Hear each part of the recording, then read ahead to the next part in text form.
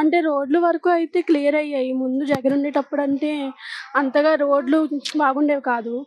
Present అయితే మొత్తం నీట్‌గానే ఉంది. చంద్రబాబు డెవలప్ చేస్తారని నమ్ముతున్నారైతే. నమ్ముతున్నాను సార్. అంటే గతంలో చూసినట్లయితే పరిశ్రమలన్నీ వెనకబడిపోయాయి. నిరుద్యోగ అవును. సమస్య కూడా చాలా ఎక్కువ. అవును. నిరుద్యోగం ఎక్కువే ఉండేది. అప్పుడు లోకేష్ గారు కష్టపడుతున్నారు. అవును. అవును. ఎట్లా ఉండదు? బానే ఉంటదనిపిస్తుంది సార్. ఉద్యోగాలు కూడా తీస్తున్నారు కదా! కానిస్టేబుల్‌వి కూడా ఉండిపోయాయి. అవి కూడా క్లియర్ అవుతున్నాయి. ఈవెంట్స్ మొన్ననే అయ్యాయి. అదే క్లియర్ అవుతదని నమ్ముతున్నాను నిరుద్యోగం. అంటే ఇప్పుడు పరిశ్రమలన్నీ వెనకబడిపోయాయి. హ్మ్. లోకేష్ గారు వాటిపైన కూడా శ్రద్ధ పెట్టారు కదా! అవైతే త్వరలోనే అవుతాయని నమ్ముతున్నాను నేనైతే. గతంలో ఎట్లా ఉండేది మరి? అవన్నీ ఎక్కడ ప్రాజెక్ట్స్, పోలవరం ప్రాజెక్ట్స్ ఇవన్నీ ఎక్కడివక్కడే ఉండిపోయాయి. ఇప్పుడు వాటిపైన కూడా శ్రద్ధ చూపిస్తున్నారని అయితే నాకు తెలుస్తుంది.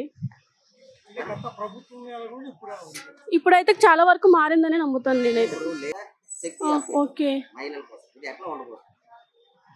యూజ్ అవుతుందని అనుకుంటున్నాను సార్. ఏ విధంగా?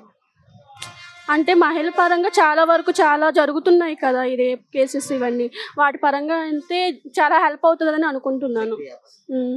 టోటల్‌గా చూస్తే చంద్రబాబు మీద నమ్మకం ఉందంటారా డెవలప్? అనిపిస్తుంది సార్ ఉంది. ఏ విధంగా? అదే చెప్తున్నాను కదా! ఈ రోడ్ల పరంగా అయినా, డెవలప్ పరంగా అయినా, ఉద్యోగాల కోసం కూడా శ్రద్ధ పెడుతున్నారు. టోటల్ అయితే బాగుంది. బాగుంటుందని అనుకుంటున్నాను. తెలుగుదేశం పార్టీకి ఉన్న ఘనత ఏంటంటే 82 మార్చి 29 అన్న నందమూరి తారక రామారావు పార్టీ పెట్టిన దగ్గర నుంచి ఒకే విధానం, సంక్షేమం, అభివృద్ధి. ప్రజలకు సంక్షేమంతో పాటు మౌలిక వసతులు, రోడ్లు, అభివృద్ధి కూడా తెలుగుదేశంలో అయ్యిందని చెప్పడానికి ఇప్పుడున్న తెలంగాణ, హైదరాబాద్ సిటీయే తార్కాణం. అందులో ఎన్టీ రామారావు గారి తర్వాత ముఖ్యమంత్రి చేసిన చంద్రబాబు నాయుడు గారు అయితే ఒక బ్రాండ్ ఇమేజ్. హైదరాబాద్కి తెలంగాణ ఉందంటే ఆంధ్రప్రదేశ్ మీకే ఉందని చెప్పి ఢిల్లీలో నారా లోకేష్ని కేంద్ర మంత్రులు అడిగితే మాకు చంద్రబాబు నాయుడు ఉన్నాడు, అభివృద్ధిని పరుగులు పెట్టించే నాయకుడు ఉన్నాడు, సంపద సృష్టించగలడు, అడ్మినిస్ట్రేషన్ చేయగలడు, అట్ ద సేమ్ టైం ప్రజలకు సంక్షేమంతో పాటు అభివృద్ధిని కూడా కలిపి చేసి సామర్థ్యం ఉంది. ఇప్పుడు టీడీపీ అనే పార్టీ ప్రజల నుంచి పుట్టింది అంటున్నారు. దీని మీద మీరు ఎప్పుడు పేద ప్రజల పక్షాన ఉండే పార్టీ తెలుగుదేశం పార్టీ. మీకు ఏ సంక్షేమ పథకం చూసినా తెలుగుదేశం పార్టీ నుంచే ఉద్భవించింది. అది ₹2 కిలో బియ్యం, జనతా వస్త్రాలు, తర్వాత అంగన్వాడీ కేంద్రాలు, గురుకుల పాఠశాలలు, ఇలా చెప్పుకుంటూ పోతే తెలుగుదేశం హయాంలోనే జరిగినవి. తిరుపతి కొండ మీద అన్నదానం కూడా ప్రారంభించింది తెలుగుదేశం పార్టీయే. ఈ పార్టీకి 40 సంవత్సరాల చరిత్ర ఉంది, అభివృద్ధిని చేసే సత్తా ఉంది. బీసీలు మహిళలే టీడీపీకి బలం అంటున్నారు. దీని మీద మీరు మీరు 82 పార్టీ పెట్టిన తర్వాత చూసుకుంటే ఒక బీసీ నేత స్పీకర్ అవ్వాలన్నా, ఒక బీసీ మహిళ మినిస్టర్ అవ్వాలన్నా, బీసీ నాయకులు చట్టసభల్లో ఉన్నత పదవులు అనుభవిస్తున్నారన్నా అది తెలుగుదేశం పార్టీ పెట్టిన నూతన వరవడి. 2024లో చరిత్ర విజయానికి సాధించిన కారణాలు ఏమంటారు? రాజశేఖర రెడ్డి కొడుకుగా జగన్మోహన్ రెడ్డికి నవరత్నాల ముసుగులో ప్రజలు ఒక అవకాశం అయితే ఇచ్చారు. ఆ అవకాశాన్ని ప్రజావేదిక కూల్చివేతతో వాళ్ళ విధ్వంసాన్ని వాళ్ళే సృష్టించుకున్నారు. ప్రతిపక్ష నాయకుల మీద అనాలోచిత దాడులు, అక్రమ అరెస్టులు, ఇలా చెప్పుకుంటూ పోతే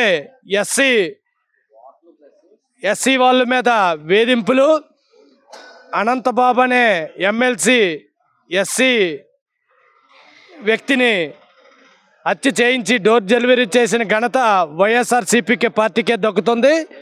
వాళ్ళ నిర్ణయాలు అలాగైతే గత 5 సంవత్సరాలుగా వాళ్ళ మంత్రులు, వాళ్ళ ఎమ్మెల్యేలు పచ్చి బూతులు తిట్టి సభ్య సమాజం తలదించుకునే విధంగా తిట్ల దండకం చేశారు. వాళ్ళ గొయ్యి వాళ్ళే తవ్వుకున్నారు. ఆ కసితో ఆంధ్రప్రదేశ్ ప్రజలు 2024 కూటమి ప్రభుత్వానికి బ్రహ్మాండమైన స్ట్రైక్ రేట్ ఇచ్చారు. కూటమి ప్రభుత్వాన్ని పరిపాలనలోకి తీసుకొచ్చారు. తర్వాత ఎలా ఉంది పరిపాలన? కూటమి గవర్నమెంట్ వచ్చిన పరిపాలన అంటే గడిచిన 5 సంవత్సరాలకి ఇప్పుడు చూసుకుంటే 100% బెటర్ పరిపాలనలో. ఏ విధంగా శాంతి భద్రతలు కానివ్వండి అన్ని విధాలు కూడా నెంబర్ 1 ఉంది. ఎటువంటి ఇబ్బంది ప్రజలకు ఇబ్బందులు లేవు, చాలా బాగుంది. అంటే గత పరిపాలనకి ఇప్పటికే డిఫరెన్స్ ఉంది. డిఫరెన్స్ ఏంటి, గతంలో పరిపాలన చేయలేదు సార్, వాళ్ళు ఆడుకున్నారు, ఎంజాయ్ చేశారు అంతే. గతంలో దాన్ని పరిపాలన అన్నారు.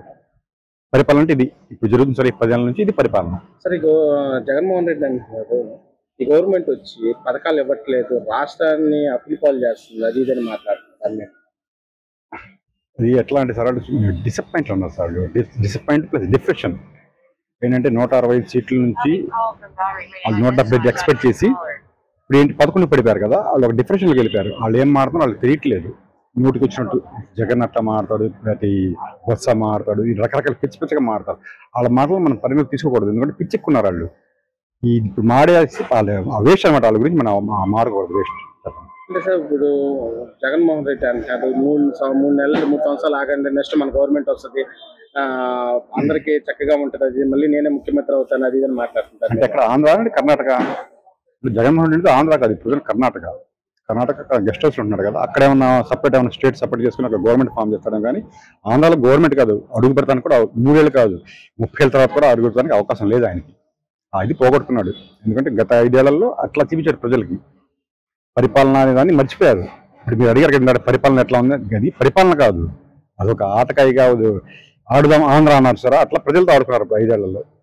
అది అంటే సార్ అంబటి రాంబాబు అంటున్నాడు ఈ గవర్నమెంట్ వచ్చి రాక్షస పాలన చేస్తుంది, కక్ష సాధింపులు చేస్తుంది, తప్పు అరెస్టులు చేస్తుంది, అది ఇదని మాట్లాడుతున్నారు. దాని మీద అంబటి రాంబాబు గారు చెప్పిన దాన్ని కరెక్టేనండి, కక్ష సాధింపే. ఎందుకంటే అంతకుముందు ఆయన సీక్రెట్ ఫోన్స్ మాడుకుంటాం, గంట వస్తావా అరగంట వస్తావా అవన్నీ ఇప్పుడు లేవు కదా. ఇప్పుడు జనగరెవరు, ఇప్పుడు ఈ గవర్నమెంట్ అంటే అట్లాంటి ర్యాంప్ క్యారెక్టర్లు జరగనివ్వరు. అది కక్ష సాధింపు కదా ఆయనకి. ఆయన వరకు చూసుకుంటే ఎందుకంటే ఆ స్థాయికి పోలవరం దానికి ఇరిగేషన్ మినిస్టర్ చేశారు కదా, ఈ గవర్నమెంట్లో అట్లాంటివి ఉండవు. ఎందుకంటే ఆయన కనిపిస్తుంది రాక్షస పాలన, నేను ఉన్న ఫ్రీడమ్ మొత్తం నాకు పోయిందని చెప్పి. పబ్లిక్ అట్లా అనుకోవట్లా. పబ్లిక్ ఏంటంటే అన్ని సంక్షేమ పథకాలు ఆల్రెడీ స్టార్ట్ అయిపోయినాయి, లోన్లు స్టార్ట్ అయిపోయినాయి, మేళాలాగా పండగలా జరుగుతుంది లోన్లు.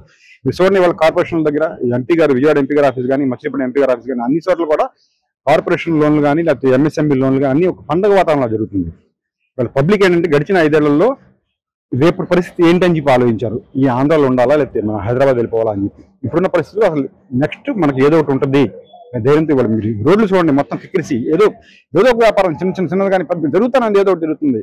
ఈ రియల్ ఎస్టేట్ రంగం కానీ ఏదైనా సరే నెక్స్ట్ ఉంది అనే భరోసా ఉంది ఈ గవర్నమెంట్లో ఈ 10 నెలల్లో. దాని గురించి అసలు ఇబ్బంది ఏం లేదు, హ్యాపీగా ఉండొచ్చు అందరూ.